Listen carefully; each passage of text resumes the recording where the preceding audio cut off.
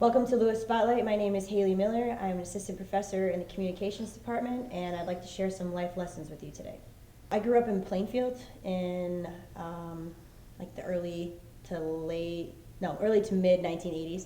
It actually was a small town at the time. The biggest thing that ever happened there was the 1990 tornado, and that actually was huge at the time. So now there's 5 high schools and countless middle schools and grade schools, but it was kind of a small town life, just the friends you had in your neighborhood and the friends you had at school, and if you wanted to get together with them, you had to call their landline at home and have your mom drive you over there. So fairly simple, sports and after school activities, nothing too exciting. I have 2 siblings, an older brother and a younger sister. Growing up in the same house, we had some fighting, some disagreements. I was really a lot like my brother, which drove him crazy, and I didn't have anything in common with my sister, which drove me crazy because she never wanted to do anything I wanted to do, and I never wanted to do anything she wanted to do, so it made it tough to find things for us to do in common. But the things we did do together, were very strange, that only she and I found funny or entertaining at all. But yeah, I mean, we all get along great now. It was just, average middle child growing up.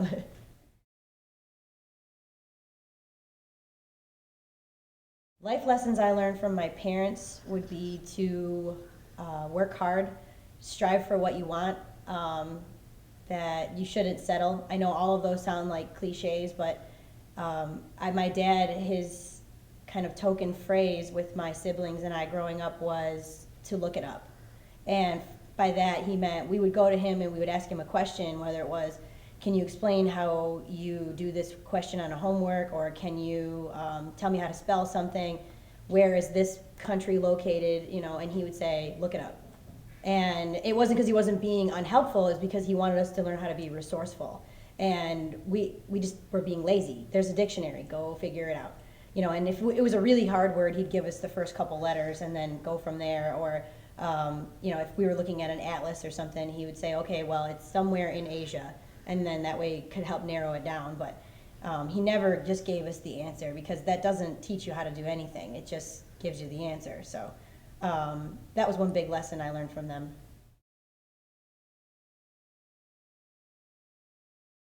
My most difficult life lesson so far is probably acceptance, that you can't do everything. You can't, there's not enough time in the day, so there are some things that have to be put on the back burner, things that have to get put off until next week or next month. Things that you really want to accomplish might not come in, like, for example, as a teacher, if I got an idea for a lesson plan or an idea for an assignment, I might have to just bite my tongue because it's too far into the semester, and I'm going to have to wait until I get to teach the class again and then try that lesson plan, because it would throw off everything else.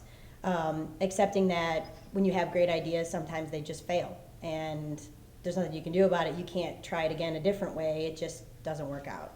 So accepting that failure, or that I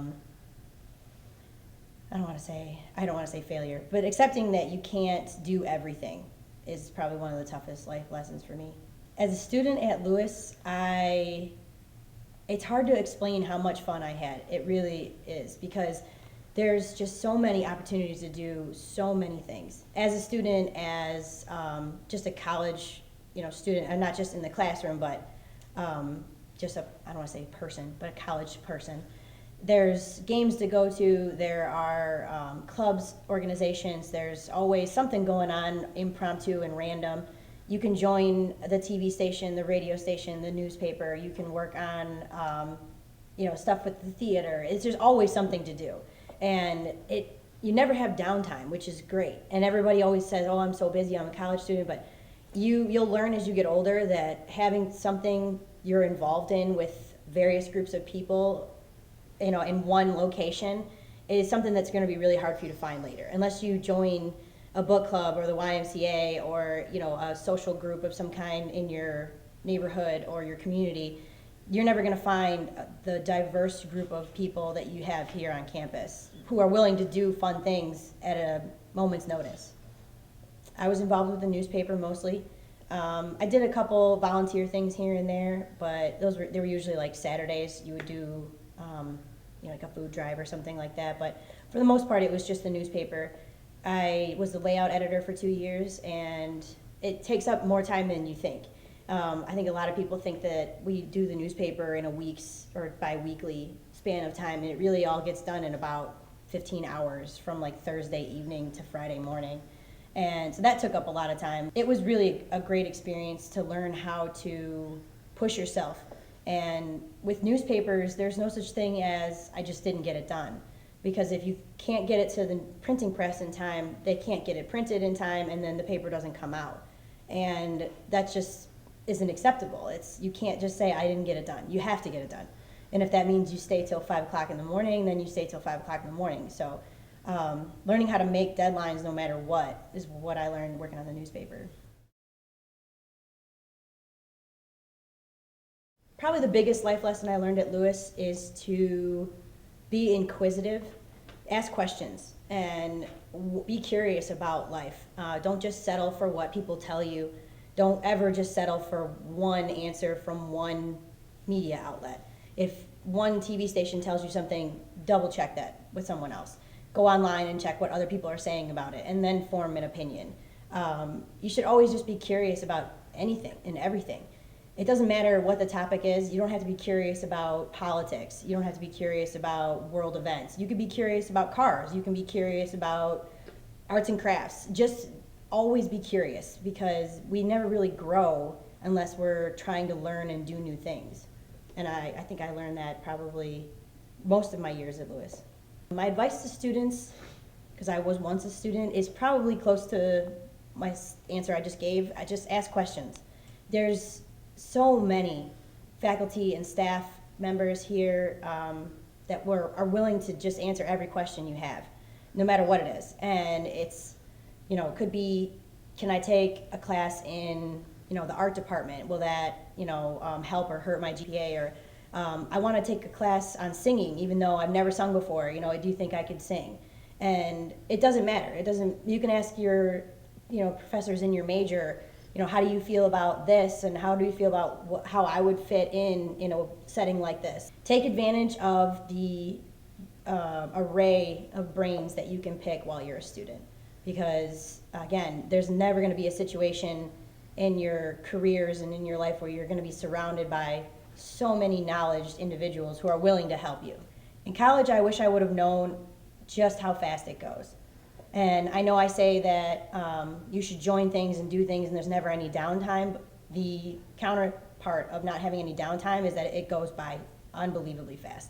And I'm not just being nostalgic, like I wish I was still in college. I'm just saying that it really is, you work so hard to get somewhere, and you want to do things, and you want to spend time on campus and hang with your friends and get your work done, and then all of a sudden it's spring and you think, yes, it's summer, and then you start your junior year, and then you start your senior year, and then you're done. And that's it. It's, I shouldn't say like, it's not a regret that it's over really fast. It's just, if you find yourself upset about something or frustrated about your classes or, the typical college annoyances, just remember it's not going to be much longer and you're never going to get that time back. I wanted to be a college professor because in the communications field, it's changing so much and so fast, and the instant gratification that people feel by posting things on social media and the overwhelming repercussions that can come from something that could have been prevented if you just thought about it a minute longer before you posted it is something that I decided I wanted to be a part of, teaching the next generation how to avoid. It used to be that if you came up with something, an opinion, a story idea, regardless, you would go and you'd write out your story outline, you'd interview someone, you'd get your ideas together, your editor would look at it, and then it would go to press. And at any time during those steps, someone could pull the cord on that story. But now, journalists and reporters are given, I don't want to say free reign, but they're allowed to post things directly to newspapers' websites. And yes, you can get fired for doing it, and yes, they'll pull it down after it's been posted, but we all know once it's on there, it's never really gone. And the damage could be done more vast than you could ever imagine. It's running something on TV once or twice and 100,000 people see it. If it goes up on the internet and it ends up going viral, which doesn't take long either, millions of people could see it before you can get rid of it. And to me, like I said, that's something that if you would just reach out to these young journalists and young reporters and explain how delicate the situation is, then maybe we'll find less and less situations where people are ruining their reputations and maybe the reputations of others. The most rewarding part of being a teacher is my students. And I know that sounds like a cliche, but you get those students that really just want to succeed, and they're willing to try really hard, and they're willing to take on any challenge you offer them. And those students are the ones that you just are so grateful to have. And then there's those students who kind of want to be there, who are kind of going through the motions, and those are the ones that really challenge you and make you want to inspire. So whether it's the challenging students or the overachieving students, they're all just the most rewarding part of being a teacher.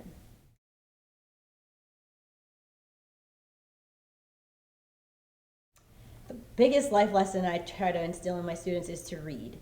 I tell all of my classes, regardless if reading even comes up in the syllabi. I teach a design class, which has absolutely nothing to do with reading, and I tell them to read. Because there's so much to learn from reading, and I know that sounds obvious, but regardless if it's a magazine, a novel, a biography, an autobiography, fiction, nonfiction, it doesn't matter. Just read, because again, you can't continue to grow if you don't bring knowledge into your life. The biggest struggle I face being a teacher is time. And I kind of touched on that a little bit before, but time to really put all your efforts into a solid lesson plan or a solid syllabi, to give each student the extra time that they might need to stay after when class is over. There's really never enough time to do everything, and so sometimes it's incredibly disappointing. Like I said, sometimes you think of a really great idea to use in a class while you're in the mid-semester, and it just won't work out because you can't get it in.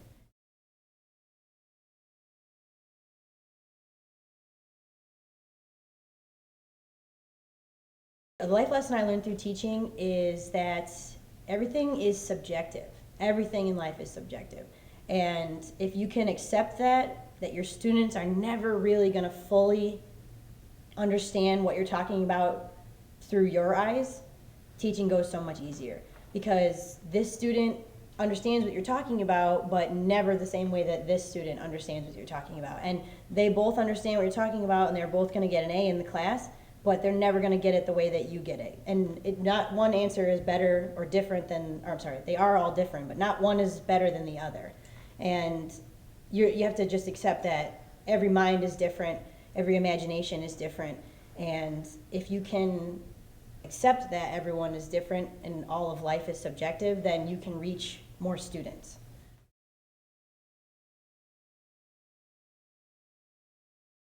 I am so interested in Harry Potter because for me, the story didn't stop with the books. And I didn't stop with the movies either. And actually, it would probably be better to say the story started after the books finished. It's just a cultural phenomenon that we have never seen before.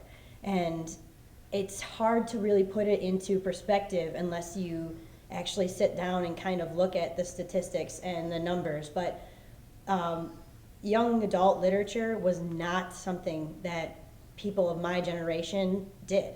You just didn't go and sit down and read. That was not something that, it wasn't a movement. You know, we had our books, we had our, I think one of my favorite series was before I started reading Harry Potter. Actually, I can't even remember, but there were some books that you really just wanted to read, and then, but it was like, oh, thanks, Mom, you brought me a book, not, Mom, I need you to take me to the bookstore right now. And that's what Harry Potter did for millions of people across the planet. And never before were people lining up outside of Barnes & Noble waiting for a midnight book selling. Like, that just didn't happen, but it did for Harry Potter many times. The cultural phenomenon behind Harry Potter is what I find most fascinating. The Harry Potter Arts and Ideas event that I am planning answers the question, what is so great about Harry Potter? And I say is because I think it is still present tense and not what was so great about Harry Potter. It was a cultural phenomenon that we've never seen before and will likely never see again, at least not in my lifetime. And I take a look at Harry Potter through the scope of mass communication, and I go over the statistics and overwhelming numbers, like amount of tickets were sold at a midnight showing across the world, box office numbers, the amount of copies of books that were sold, how many times the book had to go to reprint. That says something about how fast a book distributes, is how fast you have to keep copying and going into next editions and next editions. I think when you look at Harry Potter all together like that, it's very easy to see what is so great about the series. The future of the Department of Communications here at Lewis is convergence.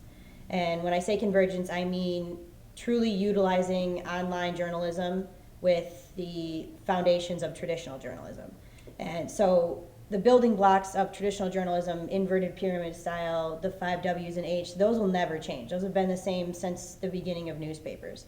But to use those skills and be able to put out a 200-word story 50 minutes after it happened is, I think, where the department is heading. That your students and faculty here will see the difference soon. We'll have a lot more breaking news stories on our student website. The student newspaper will have in-depth stories about breaking news stories. So you'll be able to go to thelewisflyer.com and see a breaking news story that just happened here on campus less than an hour ago. And then depending on when the next newspaper comes out, 10 days, a week, doesn't matter, you'll find an in-depth story that explains what all happened and answers the questions that you might have after you read the breaking news story. So it's going to be much more informative and testing the skills of our young journalists, who I'm sure are going to flourish. A lot of the life lessons I have learned in life come from my family. And I talked a little bit about my parents, but one of my grandparents, particularly, all of my grandparents were great. They were very successful individuals in their own way. But my dad's mom is probably the most inspiring person, I think, in anyone's life who's ever met her. And I know that sounds boastful, and I'm her granddaughter, so it's okay. But she married young, right out of high school, because that's what people did in the 50s. And my grandpa immediately went into the service and was gone for years. So she basically ran her household herself, worked a full-time job because someone had to make money, and took care of her 5 kids. And 3 of them were boys a year apart. So you can only imagine what that would be like. I still laugh at the stories she tells about when they were little. But what I really learned from her is that there's nothing that one person can't do. She knows how to do everything from relighting the pilot light in a water heater to making, a 5-course meal in a short time. She used to make 3 meals a day and dessert for after dinner from scratch every single day to feed her kids and her husband when he did come back from the service. But she can change a tire. She can fix the blade on a lawnmower. And she can, I just use your imagination. She knows how to do it because there was no such thing as, looking up a professional on the internet and calling them and they come over within an hour because they have 50 trucks at their disposal. She had to figure out how to do it herself because there was no one else to help her. And she didn't sit and cry about it because that would get her nowhere. She'd have a good cry about it and then still have to fix the problem. So there really is nothing that you can't figure out how to do by yourself. And she's probably the most well-read individual I've ever met too. I mean, every book I've ever read, she's read and read a few times. I think in my whole lifetime I won't read as many books as her. So if there's something you want to take on, if there's a challenge out there, you should never feel discouraged because of your age or because of your gender or because of your position in life. If you don't use your college degree in life, that's not the worst thing. We will want you to use your college degree in life, but if you don't use it, but you're still successful, that's okay. And if you do use it and you become successful, that's great too. And if you find that you're tired of your job in 10 years and you want to try something new, try something new. If it scares you, it's probably worth doing. Thank you for joining me on Lewis Spotlight. I hope you could take something away from my life lessons.